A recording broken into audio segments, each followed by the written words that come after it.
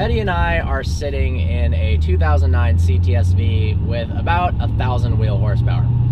And it begs the question, is there such thing as too much horsepower? Now, this is a manual rear-wheel drive car.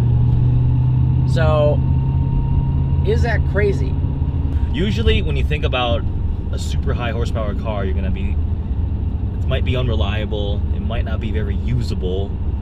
But after driving this car, we kind of revised our thoughts on that issue. So we've driven a number of fast cars, but in terms of really high horsepower, really quick tuner cars, the 1600 horsepower GTR and this car, yeah. They kind of prove that in a way there isn't too much horsepower. It's not possible to have too much horsepower if it's done right. You've got to have somebody who's very smart, who knows how to build the car properly and knows the limits of that specific car. Of course, a rear-wheel drive platform is going to be much more traction limited than an all-wheel drive platform. But surprisingly, even in cold weather, it's like 20 degrees. This car is putting down power pretty well. Second gear is pretty dicey, but third gear, it really does hook in third and fourth, very quick, and it pulls really, really hard. Things you sacrifice. It's going to cost money to build these things. Now, this isn't actually that much. It's like $70,000 with the car and the build for stupid fast. The GTR is a couple $100,000, but we're talking about something that is faster maybe than a Gira R. Definitely faster than a Veyron Super Sport. It's at the level of $1 million plus cars. Yes. And it was easy to drive. It didn't feel any different than a stock GTR when you're just putting around. And this... You will sacrifice reliability, though. Definitely. It takes a lot of money to put parts in that are going to take this high stress, high power output levels.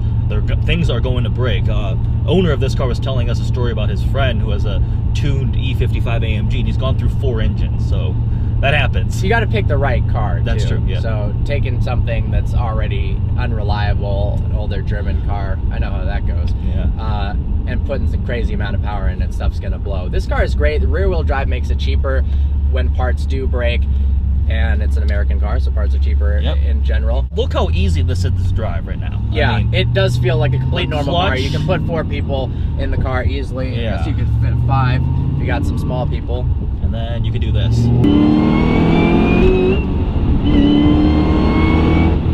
Woo! Yeah, it's fast. Very fast. Yeah, these cars are at the level where you start feeling your face pull back a little bit and you're just jammed into your seat. Oh, the sound it's nuts. So to answer the question, can you have too much horsepower? If done right, no. To the outer limitations of the car itself. If this car had 2,000 horsepower, I don't even know if that's possible. It's probably way too much. Yes. We were doing some runs against over 1,000 horsepower Shelby GT500 that wasn't sticking, wasn't putting down the power whatsoever. It spun at like 110. Yeah, so the way that was built, it was too much. It was too much power. But the 1,600 horsepower GTR and this, no, it's not at all. It's crazy high numbers, but doable. It makes me want a car like this. I mean, shit. Me too. I want this. You go into a car. I mean, I drive a 500 horsepower car, and it feels slow compared to something like this. This actually almost feels easier to drive than the Lamborghini. I think so. Yeah, no, it is. It's as easy to drive as your M5. It's even manual V8, just really fast. It's pretty awesome. Pretty cool.